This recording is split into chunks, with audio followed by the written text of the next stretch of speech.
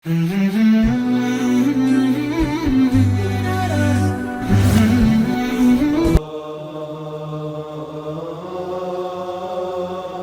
لله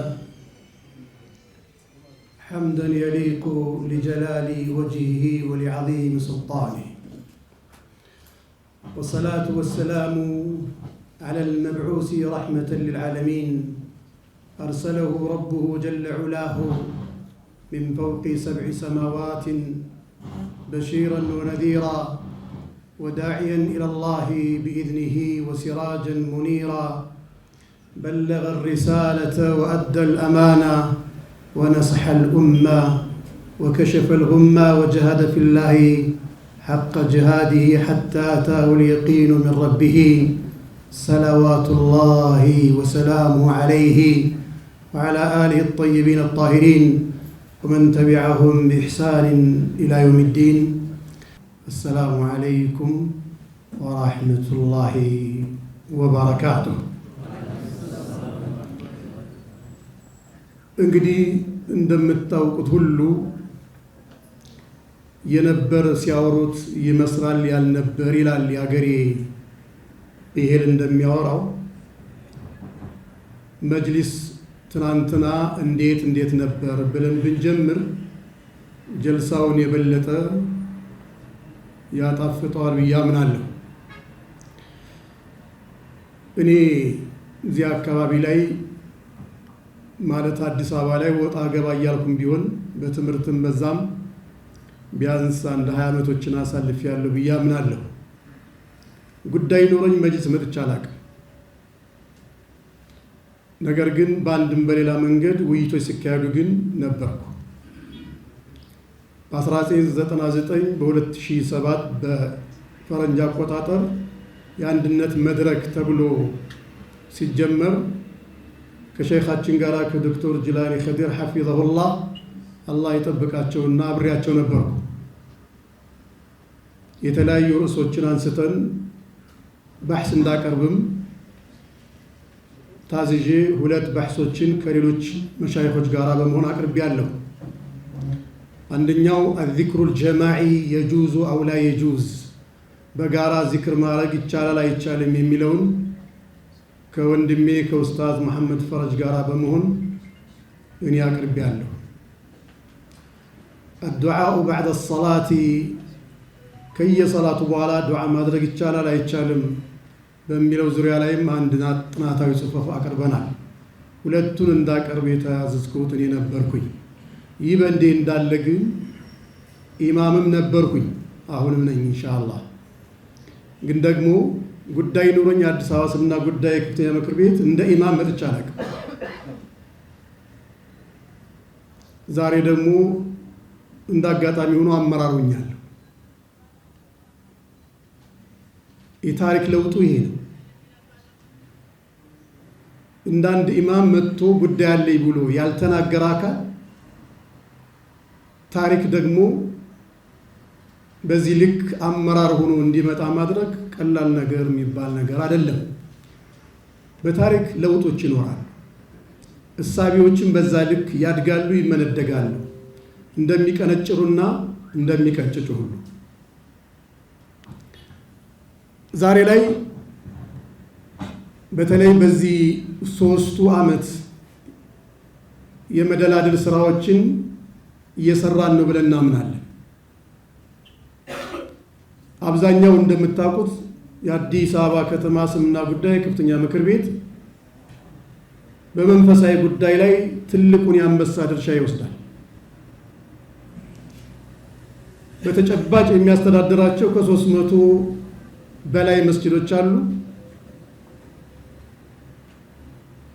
ከ500 በላይ የምናስተዳድራቸው ኢማሞች አሉ።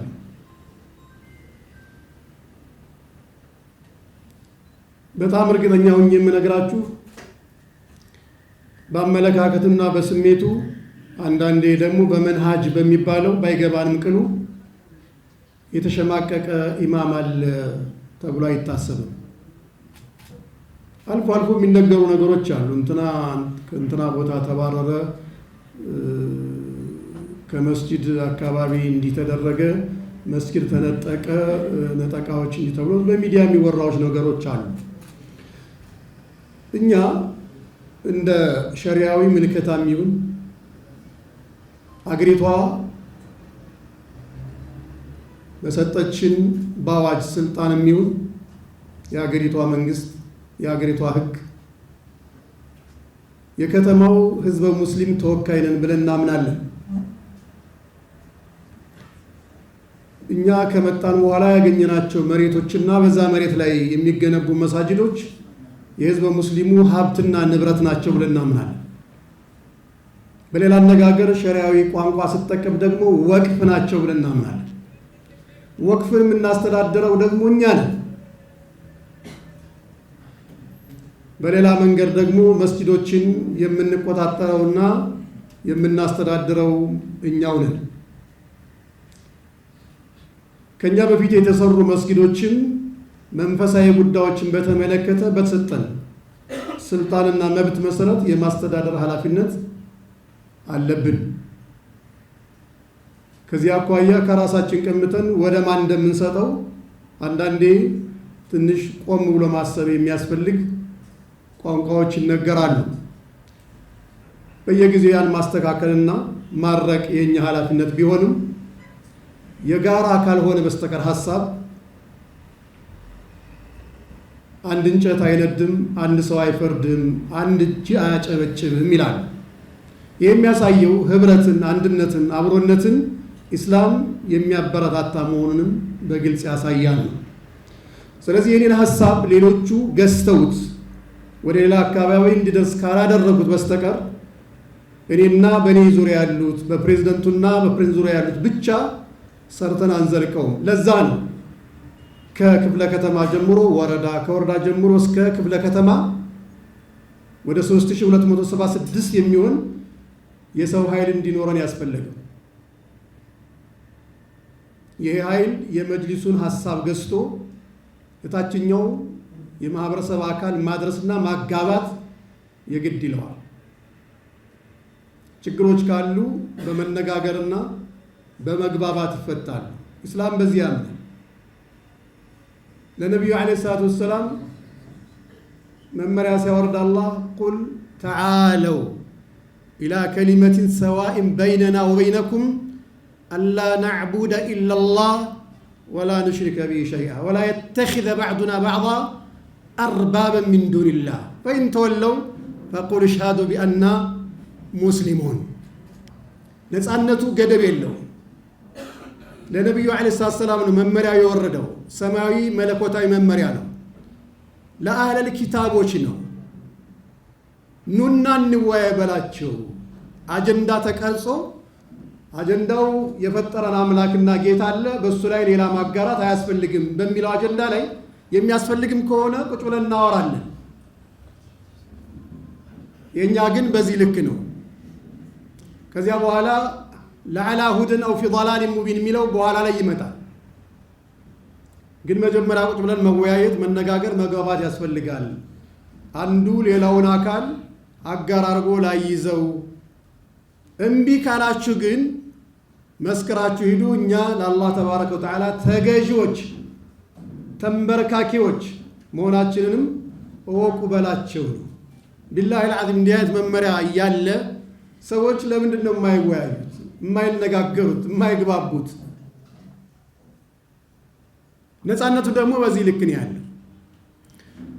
ከዚህ አንጻር ነው እኛ ሌሎቹም አይደለም ሙስሊሞች ወደ አንድ ቂብላ የሚሰግዱት፣ አንድ ነብይ ነው የሚሉት፣ አንድ አላህ የሚሉት፣ ዘካ የሚያወጡት፣ ሐጅ የሚያደርጉት፣ ጾም የሚጾሙት ልዩነት አለ ብለን አናምንም። እኛ የፈለገ ቢሆን መቼም በምንም አንገናኝም ያለውን ሰው ሐጅ ሂዶ መጣ እንዴ በመንሃጅ እኮ እንዳልነበርንም እንዴ እንዴት መጣ? የሳዑዲን መንግስት ፈልጎ አፈላልጎ የጸጥታ አካልን ይሄ በመንሃጅ ስለምንለያይ ሐጅ ሊያረጋ አይገባም ሊል የሚችል አቅምም ጉልበትም የለም። ያ ባልሆነበት ምኑ ነው የሚጠቅመው ታዲያ? ማግለሉ እሱም ማግለሉ። ጾም ሲጾም ጾም መጾም የለብህም፣ መጾም ያለብኝ እኔ ሙስሊሙ ነኝ፣ አንተ እኮ አይደለም በዚህ ጉዳይ ከፍርሃል የሚለው እሳቤ እውን ካልሆነ ምንድነው የሚጠቅመው? ተሸፊ ብቻ ነው የሚሆነው። የውስጥ ችግርን ከመቅረፍ አኳያ ካልሆነ በስተቀር የሚያመጣው ፋይዳም ጥቅምም ከሌለ አጉል ልፋት ነው፣ ጉንጭ ማልፋት ነው እንደሚሉት ማለት ነው። ሌሎችም አርካነል ኢስላሞችን እንያቸው፣ በዛ ልክ መሄድ አለባቸው ብለን እናምናለን። ያ ሲሆን ነው አንድነቱና ህብረቱ መንፈሳዊ መብቶችንም በተገቢው መንገድ ማሳለጥም ማስከበር መጠየቅም የሚቻል። በተበታተነ ሐሳብ መብትን ማስከበር አይቻልም። ሌሎች መብት የሚጠይቁ አካላትና አባላትም በዚች ሀገር ላይ የሚኖሩ ስለሆነ እንዲህ ሰብሰብ ብለን ግን የጋራ ተቋም ኖሮን እሱን አጠንክረን ለሱ ምሰሶ ሆነን በአንድ ድምፅ እንዳንድ አካል እንዳንድ አምሳል ሆነን ስንንቀሳቀስ የምንፈልገው መንፈሳዊም ማህበራዊም መብታችን ይከበራል ያለምንም ጥርጥር። ሰዎች የአላህ ምርጫ እንዳለ በተለያዩ የቁርአን አንቀጾች ይነግረናል። ምርጫ ከአላህ ነው የተጀመረው። አላህ ምንድን ነው የሚለው? ኢነላህ አስጠፋ አደመ ወኑሐን ወአለ ኢብራሂም ወአለ ዒምራን አለል ዓለሚን ذريةً بعضها من بعض والله سميع عليم فالله جل وعلا اختار آدم ونوحا وآل إبراهيم እነዚህ ሶስቶችን አላህ መረጣቸው። ሰዎች ነበሩ፣ ከሰዎች መካከል ተመረጡ ማለት ነው። የሚመረጠው ሰው መካከል ሲሆን ነው። አንድ ሰው ብቻውን ሊመረጥ አይችልም። ከማን ይመረጣል? وإذ قالت الملائكة يا مريم إن الله اصطفاك وطهرك واصطفاك على نساء العالمين يا مريم اقنتي لربك واسجدي واركعي مع الراكعين ውጤቱ ይሄ ነው የሚሆነው። ሰው ሲመረጥ ኃላፊነት ይወስዳል። ከመራጡ ጋር ያለው ግንኙነትም የበለጠ ይጠጠራል፣ ይጠነክራል። إن الله اصطفاك ተመርጠሻል የተባለችው وطهرك ንጹህ አድርጎሻል፣ መርጦሻል። واصطفاك ብሎ ደግሞ አጠናከረና على نساء العالمين በወቅቱ ካሉ ሴቶች ሁሉ የተመረጥሽ ነሽ። ስለሆነም ታዲያ ለአላህ መንበርከክሽ፣ ለአላህ መስገድሽ፣ መተናነስሽ የግድ ይሆናል። ሰው ኃላፊነት ወስዶ ሲመረጥ ነገ ላይ በልዩነት ራሱን አይቶ መጨነቁ መጠበቡ ሳይሆን ቢያከብሩ ችግር የለንም። እኛ መሪያችን ነው ይከበር በሚል እሳቤ ከሆነ ተቃውሞ የለንም። ነገር ግን ስለተመረጡ በሚል ግን በልዩነት ራሱን የሚያይ ከሆነ ትክክል አይደለም እንላለን። ምክንያቱም አላህ ምንድን ያለው? እቁኑቲ ለረቢኪ ወስጁዲ ወርከዒ። ሩኩዕ የምንለው ጎንበስ ማለቱ ብቻ እንዳይመስላችሁ። መንበርከክ ማለት መተናነስ ማለት ነው ለአላህ። ሰዎች በአንድም በሌላ መንገድ ከሰዎች ጋር ሲጣሉ ቆይ ጠብቀኝ አንተንማ ሳላንበረክክህ አልቀርም ይላል። የሞራል የውስጥ መሸነፍን ማምጣት እንችላለን ለማለት ነው። ከዚህ አኳያ ምርጫው ከአላህ ነው የተጨመረው። ይሄ የአላህ ሱና ሆኖ ሱነቱላህ ተባረከ ወተዓላ በህዝቦችም ላይ እውን ይሆናል ማለት ነው። ከዚያ ነብዩ አለይሂ ሰላም ከመጡ በኋላ ሚን በይን አልአስሐብ ከሰሐባዎች መካከል ደግሞ የፈለጉትን መረጡ ማለት ነው። እገሌን እያሉ የመረጣቸው ሰሐባዎች አሉ። የታሪክ መዛግብቶችም ይሄን ነው የሚያስረዱት። ብዙ የታሪክ ጸሐፊዎችም ይሄንኑ ሐሳብ ይጋራሉ። አቡበክር መመረጣቸው በተለያየ መንገድ ይታይ ነበረ። ነብዩ ሲያልፉ እሳቸው ነው የመጡት። አንሳሮች እንኳን ያው በወቅቱና በሰዓቱ አላህ ያመሰገናቸውና ያወደሳቸው ቢሆንም ቅሉ አንሳሮች ባለ ሀገር ስለሆኑ አምናለቴ አገር ያላቸው ስልጣኑን ወስደን እናሳልጥ ብለው ነበር። ሙሃጅሮች ግን አይ ይቅርባችሁ፣ ለእናንተ ሳይሆን ለአቡበክር ይሁን። አቡበክር በአንድም በሌላ መንገድ የተመረጠበት ሁኔታዎች አይተናል። አቡበክር ሆኑ። ዝርዝሩ ሰፊ ቢሆንም ማለት ነው። ቀጥሎ ምንድነው የተደረገው? ሚን በይን አልአስሓብ ከጓደኞቻቸው መካከል ደግሞ አንድ ሰው ይመረጥ ተባለ። በሹራ ተመርጠው ዑመር መጡ።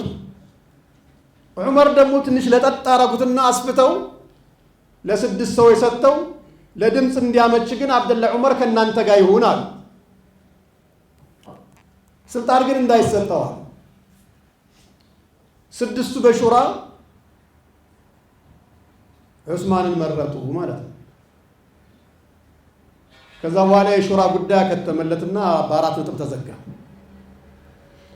ከዛ የዓዱድ ሙልክ የተባለ በውራሳ መጣ ማለት ነው። ሹራ በሆነበት ሰዓት ላይ ግን ምን ያህል መረጋጋቶች እንደነበሩ የታሪክ መዛግብቶችም ይሄን ያሳያል። ሹራ በረካ ነው፣ መመካከር በረካ ነው። ከተመካከሩ በኋላ የሚመጣ ውጤት ችግር የለው። ተመካክረው ምን ያሉት አይሸትም አይደል የተባለው በእኛ ብሄል እንኳን ያ መንፈስ ነው፣ ያ ጽንሰ ሐሳብ ነው እኛም በዚህ ልክ እንድንሄድ አደረገን። ከዚህ አንጻር ሰዎች ነገ ላይ መንፈሳዊና ማህበራዊ ጉዳዮችን ያስተገብሩልኛል፣ ያስተናብሩልኛል፣ ያረጋግጡልኛል፣ ጠንካራ መንፈስ አላቸው፣ እውቀትም አላቸው። ትልቁ ቁም ነገር ደግሞ ሰብር አላቸው። ሰብር የሚባለው ነገር የሁሉ ነገር መድኃኒትና ቁልፍ ነው። ስለ አይማ ሲወራ ስለ ነቢዩላህ ኢብራሂም ለማ ሰበሩ ነው የተባለው። በትዕግስት መታወቃቸው መሪ ለመሆን የሚያበቃ ስብዕና እንዳላቸው ቁርአን ይገልጻል። ሰብር የሌላቸው ሰዎችን ደግሞ አላህ ይወቅሳል። ሱረቱል ሁጁራት በጥሞና የተከታተለ ሰው እንደዚህ አይነት ነገሮችን በሰፊው ከማግኘቱም በላይ ለህይወት መድህንና ዋስትናም ይሰጣል። إن الذين ينادونك من وراء الحجرات أكثرهم لا يعقلون ولو أنهم صبروا حتى تخرج إليهم لكان خيرا لهم والله غفور رحيم ነቢዩ ዓለይሂ ሰላቱ ወሰላም እንደምታውቋቸው ታታሪ ናቸው። ምርጫው ያው በሰዎች መካከል ተመካክረው ብቃት አላቸው ጠንካራ ናቸው ተብሎ አይደለም የተመረጡት። አላህን የመረጣቸው። የአላህ ምርጫ ደግሞ እንከንም ስህተትም የለውም፣ ግድፈትም አይታይበትም። ይህ በእንዲህ እንዳለ ነቢዩ ዓለይሂ ሰላቱ ወሰላም ቤታቸው ገብተው አንዳንዴ እንደ ሰው ይታክታሉ፣ ይደክማሉ። ማረፍ ፈልገው ሊሆን ይችላል፣ ትንሽ ነገር መቅመስም አስበው ሊሆን ይችላል። አሊያም ደግሞ ከቤተሰቦቻቸው ጋር የግልና የቤተሰብ ጉዳይ ይኖራቸው ይሆናል። ገብተው ያን ነገር ለማድረግ ሲሞክሩ አብዛኛዎቹ በዚህ ልክ ስለማይረዷቸው ጠቢዓተል በዳዋ ስለነበረ የበደዊነት ባህሪ ነበር እዛ አካባቢ ላይ የነበረውና አንድ ነብይ ምን ይፈልጋል፣ መቼ ነው መግባት የሌለብን፣ መቼ ነው እሳቸውን ማናገር ያለብን የሚለው ነገር ላይ አሁን የፕሮቶኮል ጉዳይ ብለን የምናስበው እሱ ብዙ አይታወቁ ነበርና ገብተው ይጣራሉ። ነብዩ ቤታቸው ከገቡ በኋላ ይጣራሉ። እነዚህ ሰዎች አብዛኛዎቹ አያውቁም። አብዛኛው ሰው ችግር አለበት፣ ያው ታውቃላችሁ። አሁንም ቢሆን አብዛኛው ችግር ነው። አልአክሰሪያ ብዙ ችግር አለ። ግን አላህ ምን አለ ታዲያ? ወለው አነሁም ሰበሩ፣ ምን አለ ቢታገሱ ኑሮ ለካነ ጥሩ ነበር አላቸው። ወደዚህ ወቀሳና ከሰሳም አይደርሱም ነበር። አለማወቅ ያላዋቂ ሳሚ ምን ይባላል? ምን ይለቀልቃል ይላል። አላዋቂነት መጥፎ ነው። ቢታገሱ። ስለዚህ አንድ መሪ መገለጫ ሰብር ነው የሚሆነው። በትንሹም በትልቁም የሚያበሳጨው ነገር ሊመጣ ይችላል።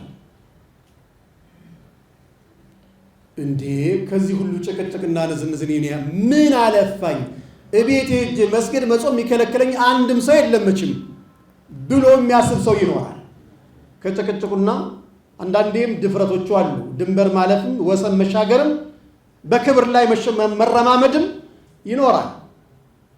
እኛ በዚህ ባለፉት ዓመታቶች ያየነው ይሄ ነው። በአንድም በሌላ አጋጣሚ በቀጥታ የምንዘለፍበት ሁኔታዎች አሉ። በሚዲያ የምንዘለፍበት አጋጣሚዎች አስተናግደናል። አንዳንዴ ለአላህ ብለን መስራት የምንችልበት ሁኔታ ሲኖር የሰው ልጅ ኢማን እንደ አትክልት ነው። አትክልት ከተንከባከብነው ያድጋል፣ ይፋፋል፣ ፍሬም ይሰጣል፣ ጥላም ይሆናል፣ ይጠልላል።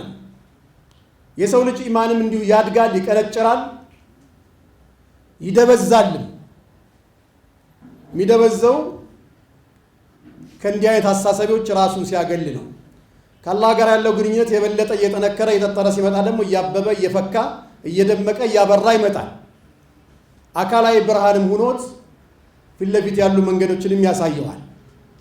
በዚህ ልክ ኢስላም ከሁሉ በላይ በሹራ ያምናል። ከሁሉ በላይ የሚመረጡ ሰዎች መሪ እንዲሆኑ ያምናል። በምርጫም ያምናል። ምርጫው ግን ከሹራ በኋላ መሆን እንዳለበትም ያረጋግጣል። እኛ ምሳሌ መሆን እንፈልጋለን። እንደምታውቁት ሙጅተማዕ ሚሳሊ የሚባል በፍጹም ሊገኝ አይችልም። ምን ማለት ነው? ፍጹም የሆነ ማህበረሰብ በጭራሽ አናገኝም። ቀሪቦ ሰድድ ነው። እሱን በዚህ ልክ እናስተካከላለን ኢንሻአላህ። ለአሁን ይህን ያህል ካልኩኝ ኢንሻአላህ ይበቃኛል። በቀጣይ ተገናኝተን ነገሮችንም በጋራ የምናይ ይሆናል። አብሽሩ፣ በርቱ፣ ተበራቱ። አጅራችሁን ከአላህ ታገኛላችሁ። ከኛም ምስጋና ይቸራችኋል። ሰላም አለይኩም ወራህመቱላሂ ወበረካቱ።